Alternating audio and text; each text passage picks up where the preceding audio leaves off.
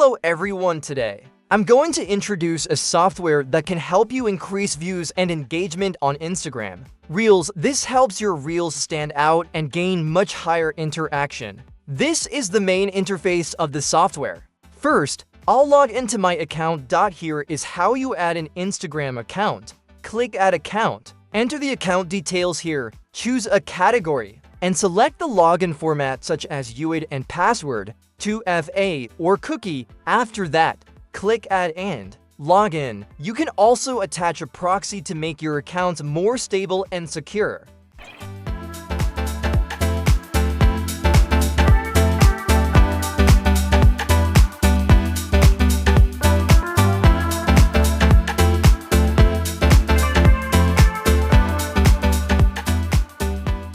To increase engagement and views on Instagram, go to the seeding function. In the seeding configuration, I will select Reel Seeding. Next, paste the Reel link here and click Save. You can add multiple Reel links, but in this example, I will use just one. Here, you can configure how long each account watches the Reel, whether it likes the Reel, and whether it follows the author. You can also set how many Reels each account will comment on.